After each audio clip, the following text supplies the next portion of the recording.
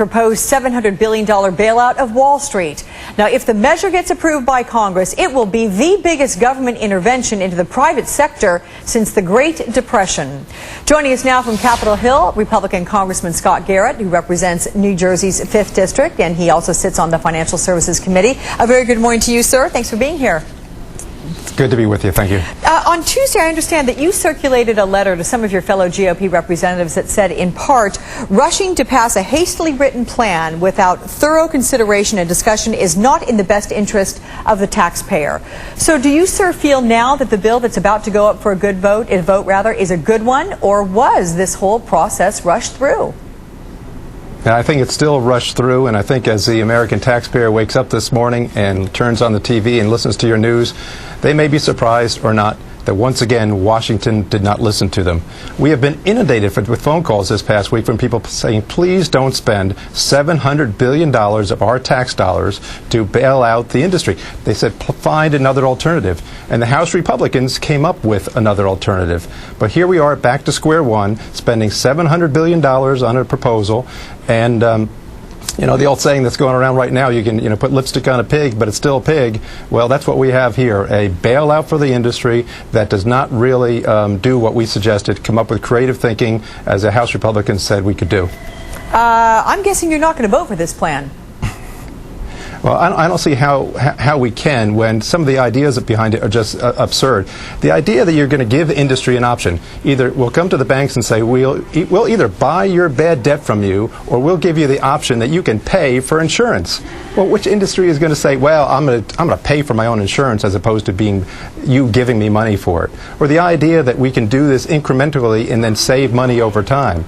If it's whether you say we're going to spend $700 billion today, or you could spend $700 billion part today, part tomorrow, and part the next day, it's still $700 billion. And the last point is this. Yes, go ahead. No, Representative Garrett, here's the question, though. Something has to be done, and soon, right?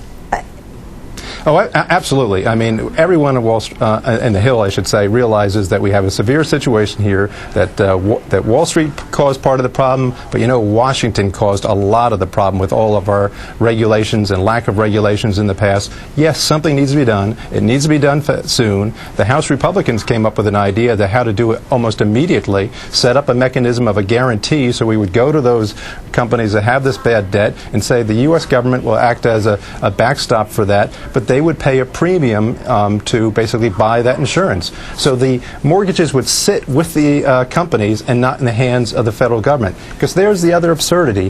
How in the world can the federal government properly manage $700 billion worth of mortgage-backed securities? Well, we see that the federal, that question almost rhetorical in nature, and then you've got to add to this some of the other provisions that were added to this bill, things that will also need to be managed, that being greater congressional oversight, help for homeowners that are struggling with their mortgages, limits on executive compensation, to name a few.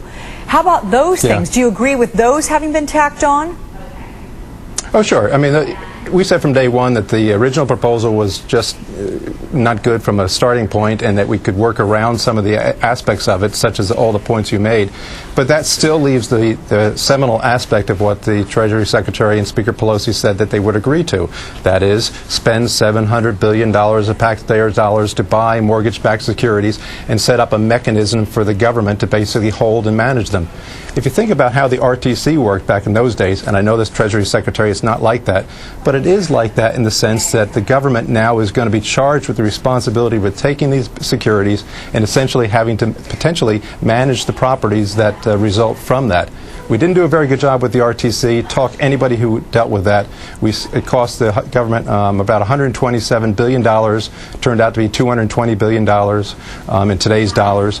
This program is going to said to cost $700 billion, and we'll get it all back later on. But if you believe that, then you believe the government is the best to handle these things. All right, and you're certainly putting things long-term perspective, which cannot be overlooked. However, short-term, sir, were the Republicans prepared to hold up this bill and then look at what Wall Street might do in its reaction on Monday if there was nothing to give, not only the financial market but the American people, and see a Wall Street plunge on Monday? I mean, what about that? Well, you know how the House of Representatives works. The Republicans in the minority, we can't hold up anything. Nancy Pelosi and the Democrat majority control the House of Representatives. They came out basically at the beginning of the week and said they had a deal. If they had a deal, they could have had a vote on Monday, Tuesday, Wednesday, Thursday, Friday, Saturday, this morning, and put the bill up. They can put this up today, and vote on it with 218 Democrat votes if they wanted to. So we can't stop anything. We're not holding up anything.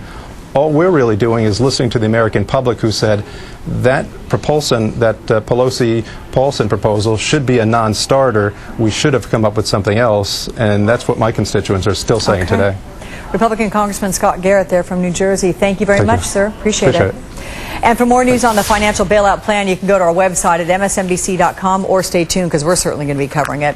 Meantime, coming up, the next step for Sarah Palin, the vice presidential debate, and we're going to ask one Republican how she's readying for the national stage.